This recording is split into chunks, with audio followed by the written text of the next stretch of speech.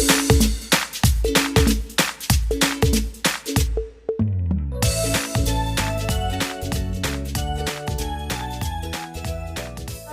warahmatullahi wabarakatuh. Perkenalkan, nama saya Indra Matanilo, jurusan Biologi, NIM 186201105, kelas Biologi B. Di sini saya akan menjelaskan penentuan jenis kelamin dan pautan seks.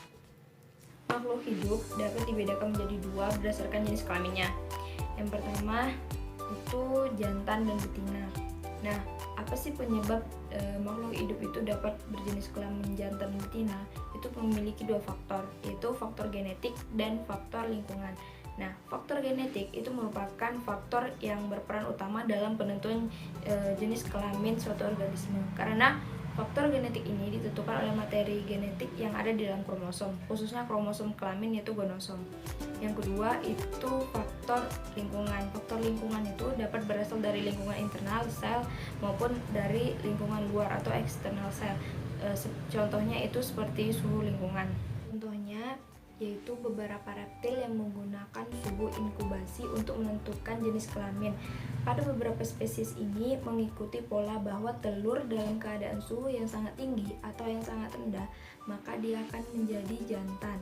Sedangkan telur yang dalam keadaan suhu sedang itu akan menjadi betina. Dan penentuan jenis kelamin ini merupakan proses penentuan jenis kelamin pada makhluk hidup berdasarkan kromosom kelaminnya.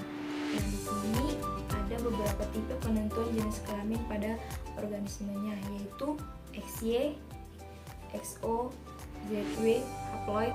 Akan dibahas satu persatu, yang dimulai dari tipe XY. Tipe XY itu merupakan organisme yang memiliki kromosom kelamin dengan tipe XY, dapat ditemukan pada manusia, mamalia, dan beberapa serangga. Manusia yang berjenis kelamin perempuan terdiri dari kromosom X, sedangkan kalau laki-laki itu terdiri dari kromosom X dan Y. Nah, proses pembentukan jenis kelamin ini terjadi pada saat fertilisasi oleh sperma. Pada setiap ovum memiliki mengandung satu kromosom X, dan pada sperma itu mengandung satu buah kromosom, yaitu kromosom X dan Y. Nah, jika ovum dibuahi oleh sperma yang mengandung kromosom X, maka keturunannya akan perempuan. Kalau ovum dibuahi oleh sperma yang mengandung kromosom Y, maka keturunannya akan menjadi laki-laki. Pada serangga yang memiliki kromosom tipe XY itu ada pada lalat buah atau Drosophila melanogaster. Drosophila melanogaster ini sama dengan manusia.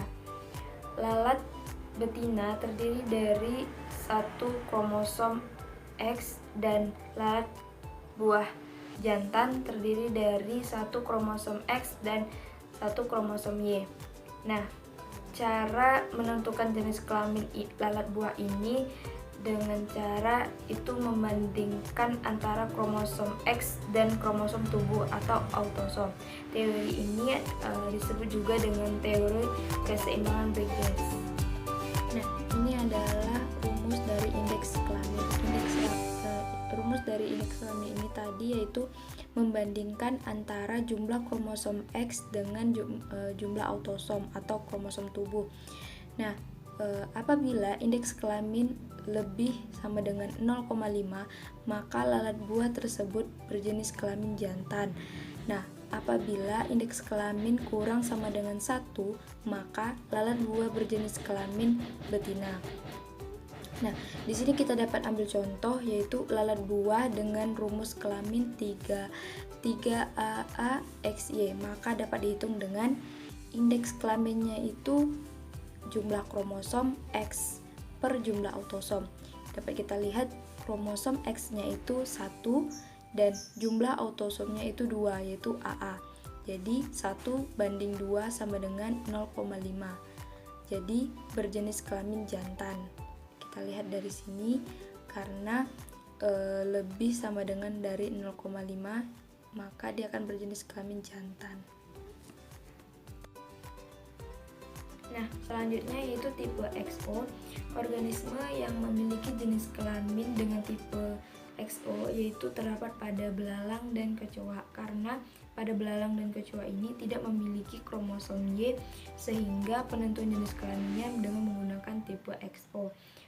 Pada belalang betina memiliki sepasang satu kromosom X, dan pada belalang jantan akan memiliki kromosom kelamin yang terdiri dari satu kromosom X dan tidak memiliki satu kromosom Y. Selanjutnya yaitu tipe ZW. Organisme dengan kelamin tipe ZW dapat ditemukan pada Pisces dan Aves. Tipe ZW ini berbeda dengan tipe XY. Jika individu betina memiliki kromosom kelamin yang terdiri atas pasangan-pasangan kromosomnya berbeda. Kalau di jantan, pasangan-pasangan kromosomnya itu sama. Nah, agar tidak terjadi keliruan antara tipe XY dan tipe ZW ini, maka diberi simbol kalau kromosom yang sama itu ZZ dan kromosom yang berbeda itu ZW, seperti itu.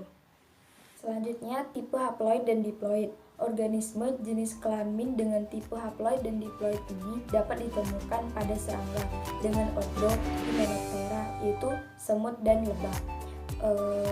Jenis kelaminnya ini dapat ditentukan dengan spermatozoanya. Jika sel telurnya dibuahi oleh sperma, maka keturunannya bersifat diploid, yaitu betina akan berjenis kelamin betina.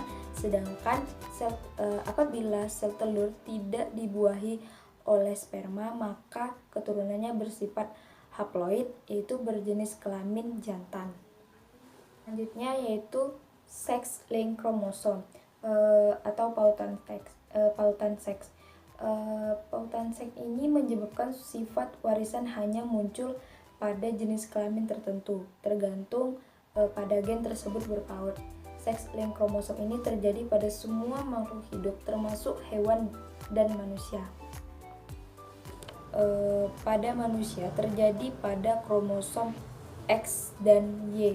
Nah, kita di sini akan beri contoh beberapa gangguan. Yang pertama yaitu pada hemofilia, yaitu darah yang membeku secara tidak normal. Ditentukan oleh gen H yang terpaut pada kromosom X. Penyakit hemofilia ini hanya terjadi pada laki-laki, sehingga apabila pada perempuan ia akan menjadi carrier atau pembawa yang akan diturunkan kepada anak laki-lakinya.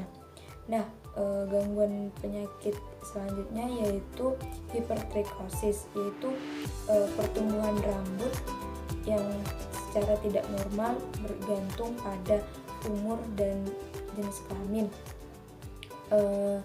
Hipertrikosis ini ditentukan oleh gen H yang terpaut pada kromosom Y, dan penyakit ini hanya terjadi pada pria saja.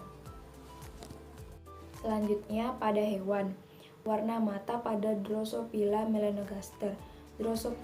Pada Drosophila melanogaster normal mempunyai warna mata merah yang dipengaruhi oleh gen dominan W yang terpaut pada kromosom X. Sementara itu, alelnya yaitu gen W akan mempengaruhi warna putih dan bersifat resesif.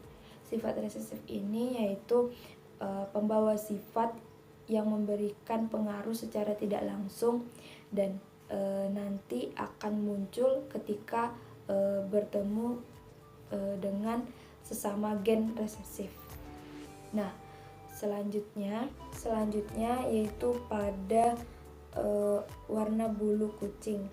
Gen ini terpaut pada kromosom X yang menyebabkan warna hitam atau coklat dengan kombinasi putih pada kucing jantan. Kenapa begitu? Karena pada kucing jantan hanya memiliki satu kromosom yang dapat mengekspresikan warna bulu hitam atau coklat aja.